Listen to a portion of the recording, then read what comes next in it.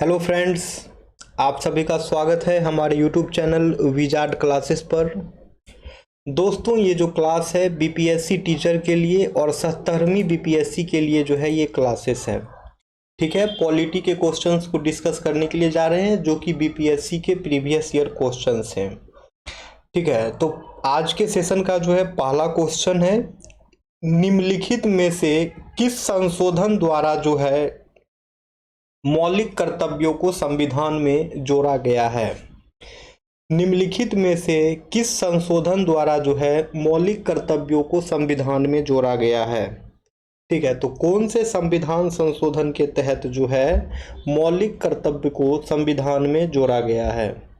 ठीक है, तो इसका आंसर जो है वो हो जाएगा 42वां संविधान संशोधन। इसका आंसर जो है वो हो जाएगा 42वां संविधान संशोधन। यानी कि दोस्तों 42वां संविधान संशोधन के माध्यम से जो है, ठीक है, संविधान में मौलिक कर्तव्य को जोड़ा गया है। अब आते हैं दोस्तों नेक्स्ट क्वेश्चन पे। नेक्स्ट क्वेश्चन है, 42वें संविधान संशोधन के 10 आचार आदेशों को किस नाम से जाना जाता है। ठीक है, 42वें संविधान संशोधन के जो हैं 10 आचार आदेशों को जो है किस नाम से जाना जाता है। ऑप्शन ए है मौलिक अधिकार, ऑप्शन बी है मौलिक कर्तव्य, ऑप्शन सी है पंचायती राज सिद्धांत, ऑप्शन डी है राज्य के नीति निर्देशक सिद्धांत। तो दोस्तों इसका आंसर हो जाएगा मौलिक कर्तव्य। यानी कि 42वें संविधान संशोधन के 10 आचार आदेशों को जो है मौलिक कर्तव्य के नाम से जाना जाता है। ठीक है दोस्तों, 42वें संविधान संशोधन के जो है 10 आचार आदेशों को जो है मौलिक कर्तव्य के नाम से जाना जाता है।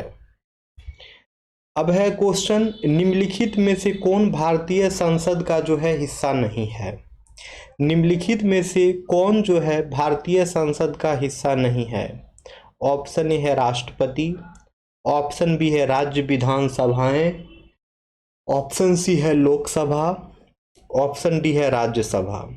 तो दोस्तों इन सभी में से जो है जो भारतीय संसद का हिस्सा नहीं होगा वो जो है हो जाएगा राज्य विधानसभाएं। राज्य विधानसभाएं जो हैं भारतीय संसद का हिस्सा नहीं है। राज्य विधानसभाएं जो है भारतीय संसद का हिस्सा नहीं है। अब है, अगर भारत के राष्ट्रपति के चुनाव में कोई विवाद है तो उस विवाद को कहां सौंपा जा सकता है। ठीक है, अब है, अगर भारत के राष्ट्रपति के चुनाव में कोई विवाद है तो उस विवाद को जो है कहां सौंपा जा सकता है। ऑप्शन ए है भारत के महाधिवक्ता को, ऑप्शन बी है संसद को, ऑप्शन सी है भारत के सर्वोच्च न्यायालय को, ऑप्शन डी है इसमें से कोई नहीं। तो दोस्तों अगर भारत के राष्ट्रपति के चुनाव में कोई विवाद है तो उस विवाद को जो है सौंपा जा सकता है भारत के सर्वोच्च न्यायालय को। ठीक है दोस्तों, अगर भारत के राष्ट्रपति के चुनाव में कोई विवाद है तो उस विवाद को जो है सौंपा जा सकता है भारत के सर्वोच्च न्यायालय में। अब है, भारत के राष्ट्रपति को किसके द्वारा हटाया जा सकता है। अब है क्वेश्चन, भारत के राष्ट्रपति को जो है किसके द्वारा हटाया जा सकता है। ऑप्शन ए है भारत के प्रधानमंत्री के द्वारा, ऑप्शन बी है लोकसभा के द्वारा, ऑप्शन सी है भारत के मुख्य न्यायाधीश के द्वारा, ऑप्शन डी है संसद के द्वारा। तो दोस्तों भारत के राष्ट्रपति को जो है वो हटाया जा सकता है संसद के द्वारा। भारत के राष्ट्रपति को जो है हटाया जा सकता है लेकिन संसद के द्वारा। अब है, निम्नलिखित में से भारत के कार्यपालक अध्यक्ष कौन हैं। निम्नलिखित में से जो है भारत के कार्यपालक अध्यक्ष कौन हैं। ऑप्शन ए है प्रधानमंत्री, ऑप्शन बी है राष्ट्रपति, ऑप्शन सी है कैबिनेट सचिव, ऑप्शन डी है वित्त सचिव। तो दोस्तों भारत के जो कार्यपालक अध्यक्ष होंगे वो होंगे भारत के राष्ट्रपति। दोस्तों भारत के कार्यपालक अध्यक्ष जो हैं वो होंगे भारत के राष्ट्रपति। अब है, केंद्र सरकार में उच्चतम नागरिक सेवा अधिकारी कौन है। केंद्र सरकार में जो है उच्चतम नागरिक सेवा अधिकारी कौन है। ऑप्शन ए है भारत का महान्यायवादी, ऑप्शन बी है मंत्रिमंडल सचिव, ऑप्शन सी है गृह सचिव, ऑप्शन डी है वित्त सचिव। तो केंद्र में जो है उच्चतम नागरिक सेवा के जो अधिकारी हैं वो हो जाएंगे मंत्रिमंडल सचिव। इनमें से जो है मंत्रिमंडल सचिव जो हैं केंद्र सरकार में उच्चतम नागरिक सेवा अधिकारी होते हैं। मंत्रिमंडल सचिव जो हैं दोस्तों केंद्र सरकार में उच्चतम नागरिक सेवा अधिकारी होते हैं। अब है दोस्तों, भारतीय संविधान ने केंद्रीय सरकार अधिशासी शक्तियों को किसमें निहित किया है? भारतीय संविधान ने केंद्रीय सरकार अधिशासी शक्तियों को जो है किसमें निहित किया है? ऑप्शन ए है भारत के राष्ट्रपति, ऑप्शन बी है भारत के प्रधानमंत्री, ऑप्शन सी है केंद्रीय मंत्रिमंडल, ऑप्शन डी है सभी तीनों में। तो दोस्तों भारतीय संविधान ने केंद्र सरकार अधिशासी शक्तियों को जो है निहित किया है भारत के राष्ट्रपति में। तो दोस्तों भारतीय संविधान ने केंद्रीय सरकार अधिशासी शक्तियों को जो है भारत के राष्ट्रपति में निहित किया है। ठीक है दोस्तों, भारतीय संविधान ने केंद्रीय सरकार अधिशासी शक्तियों को जो है भारत के राष्ट्रपति में निहित किया है। अब है दोस्तों, भारत के राष्ट्रपति अनुच्छेद 352 के तहत पूरे देश में या देश के किसी भी हिस्से में किसके आधार पर राष्ट्रीय आपातकाल की घोषणा नहीं कर सकते हैं? भारत के राष्ट्रपति जो है अनुच्छेद 352 के तहत जो है पूरे देश में या देश के किसी भी हिस्से में किसके आधार पर जो है राष्ट्रीय आपातकाल की घोषणा नहीं कर सकते हैं? ऑप्शन ए है युद्ध, ऑप्शन बी है बाहरी आक्रमण, ऑप्शन सी है सशस्त्र विद्रोह, ऑप्शन डी है आंतरिक अशांति। तो इसका आंसर जो है वो हो जाएगा आंतरिक अशांति। यानी कि जो है दोस्तों आंतरिक अशांति जो है इसका करेक्ट आंसर होगा।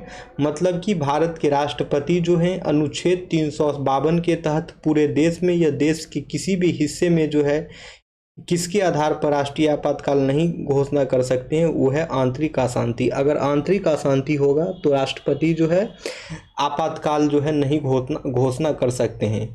बाकी अगर युद्ध हो, बाहरी आक्रमण हो या फिर सशस्त्र विद्रोह हो, बाकी दोस्तों अगर युद्ध हो, बाहरी आक्रमण हो या फिर सशस्त्र विद्रोह हो, इन सभी में जो है भारत के राष्ट्रपति जो है राष्ट्रीय आपातकाल की घोषणा कर सकते हैं।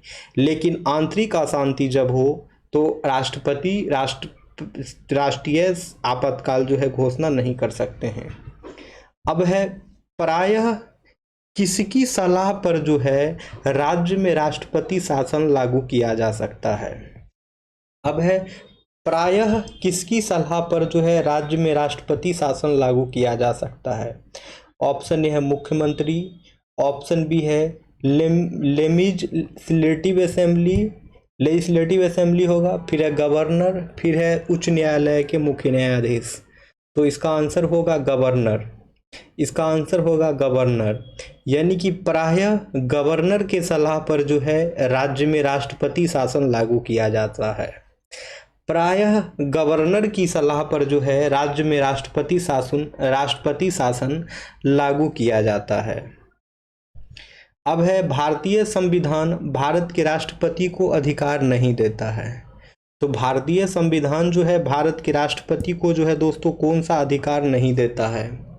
ऑप्शन ए है प्रधानमंत्री के नियुक्ति का, ऑप्शन बी है राज्य के मुख्यमंत्री की नियुक्ति का, ऑप्शन सी है रक्षा बलों का सर्वोच्च कमांडर होने का, ऑप्शन डी है देश के किसी भी भाग में आपातकालीन स्थिति लागू करने का।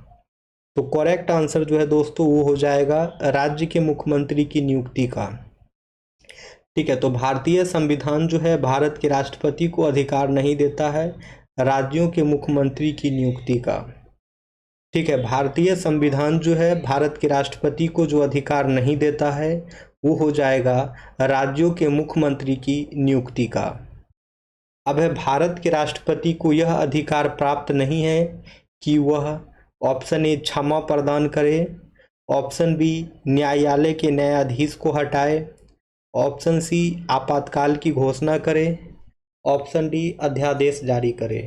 तो करेक्ट आंसर जो है वो हो जाएगा न्यायालय के न्यायाधीश को हटाए।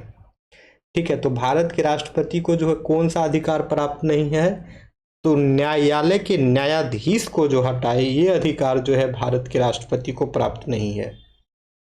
बाकी क्षमा प्रदान करे, आपातकाल की घोषणा करे, अध्यादेश जारी करे, ये सभी के सभी जो है राष्ट्रपति के अधिकार हैं। अब है दोस्तों, स्वतंत्र भारत के पहले राष्ट्रपति कौन थे। अब है दोस्तों, स्वतंत्र भारत के पहले राष्ट्रपति कौन थे। ऑप्शन ए है रामनाथ कोविंद, ऑप्शन बी है सर्वपल्ली राधाकृष्णन, ऑप्शन सी है प्रणब मुखर्जी, ऑप्शन डी है राजेंद्र प्रसाद। तो दोस्तों स्वतंत्र भारत के पहले राष्ट्रपति जो थे वो थे दोस्तों राजेंद्र प्रसाद। दोस्तों स्वतंत्र भारत के पहले राष्ट्रपति जो थे वो थे राजेंद्र प्रसाद। ठीक है फ्रेंड्स, यानी कि स्वतंत्र भारत के पहले राष्ट्रपति जो थे वो थे राजेंद्र प्रसाद। अब है राज्यसभा का सभापति कौन होता है। अब है दोस्तों, राज्यसभा का जो है सभापति कौन होता है। ऑप्शन ए है भारत के राज्यपाल, ऑप्शन बी है भारत के राष्ट्रपति, ऑप्शन सी है भारत के उपराष्ट्रपति, ऑप्शन डी है भारत के मुख्य न्यायाधीश। तो दोस्तों राज्यसभा के जो सभापति होंगे वो होंगे भारत के उपराष्ट्रपति। राज्यसभा के जो सभापति होंगे वो होंगे भारत के उपराष्ट्रपति। राज्यसभा के जो सभापति होंगे वो होंगे भारत के उपराष्ट्रपति। अब है संघीय मंत्रिपरिषद के मंत्री उत्तरदायी होते हैं। संघीय मंत्रिपरिषद के मंत्री जो हैं उत्तरदायी होते हैं। ऑप्शन ए है प्रधानमंत्री के प्रति, ऑप्शन बी है राष्ट्रपति के प्रति, ऑप्शन सी है संसद के प्रति, ऑप्शन डी है केवल लोकसभा के प्रति। तो संघीय मंत्रिपरिषद के जो मंत्री होते हैं दोस्तों वो जो हैं उत्तरदायी होते हैं केवल लोकसभा के प्रति। यानी कि दोस्तों संघीय मंत्रिपरिषद के जो मंत्री होते हैं वो उत्तरदायी होते हैं केवल लोकसभा के प्रति। संघीय मंत्रिपरिषद के जो मंत्री होते हैं वो केवल उत्तरदायी होते हैं केवल लोकसभा के लिए। अब है भारतीय राजनीतिक व्यवस्था में कार्यपालिका किसके अधीन रहकर कार्य करती है। भारतीय राजनीतिक व्यवस्था में जो है कार्यपालिका किसके अधीन रहकर कार्य करती है। ऑप्शन ए है न्यायपालिका, ऑप्शन बी है विधान पालिका, ऑप्शन सी है चुनाव आयोग, ऑप्शन डी है संघ लोक सेवा आयोग। तो इसका आंसर हो जाएगा विधान पालिका। इसका आंसर हो जाएगा विधान पालिका। ठीक है दोस्तों, यानी कि भारतीय राजनीतिक व्यवस्था में जो है कार्यपालिका जो है विधान पालिका के अधीन रहकर कार्य करती है। ठीक है दोस्तों, यानी कि भारतीय राजनीतिक व्यवस्था में जो है कार्यपालिका जो है दोस्तों विधान पालिका के अधीन रहकर कार्य करती है। अब है भारत के प्रधानमंत्री किसके प्रति जो हैं उत्तरदायी होते हैं। भारत के प्रधानमंत्री जो हैं किसके प्रति उत्तरदायी होते हैं। ऑप्शन ए है मंत्रिमंडल, ऑप्शन बी है राष्ट्रपति, ऑप्शन सी है लोकसभा, ऑप्शन डी है राज्यसभा। तो करेक्ट आंसर जो है दोस्तों वो हो जाएगा लोकसभा। करेक्ट आंसर जो है वो हो जाएगा लोकसभा। यानी कि भारत के प्रधानमंत्री जो हैं लोकसभा के प्रति उत्तरदायी होते हैं। यानी कि दोस्तों भारत के प्रधानमंत्री जो हैं वो जो हैं लोकसभा के प्रति जो हैं उत्तरदायी होते हैं। अब है संविधान में मंत्रिमंडल शब्द का एक ही बार प्रयोग हुआ है और वह कौन सा अनुच्छेद है। संविधान में जो है मंत्रिमंडल शब्द का जो है एक ही बार प्रयोग हुआ है और वह कौन से अनुच्छेद में हुआ है। ऑप्शन ए है अनुच्छेद 352 में, ऑप्शन बी है अनुच्छेद 74 में, ऑप्शन सी है अनुच्छेद 356 में, ऑप्शन डी है अनुच्छेद 76 में। तो दोस्तों संविधान में मंत्रिमंडल शब्द का जो एक ही बार प्रयोग हुआ है वो हुआ है अनुच्छेद 352 में। तो दोस्तों संविधान में जो है मंत्रिमंडल शब्द का जो है एक ही बार प्रयोग हुआ है, वह हुआ है अनुच्छेद 352 में। अब है कानूनी विषयों पर जो है राज्य सरकार को कौन परामर्श देता है। अब है दोस्तों कानूनी विषयों पर जो है राज्यसभा को कौन परामर्श देता है। ऑप्शन ए है महान्यायवादी, ऑप्शन बी है एडवोकेट जनरल, ऑप्शन सी है महान्यायाधिकर्ता, ऑप्शन डी है उच्चतम न्यायालय का मुख्य न्यायाधीश। तो इसका आंसर होगा महान्यायवादी, यानी कि कानूनी विषयों पर जो है राज्य सरकार को परामर्श देता है वह है महान्यायवादी।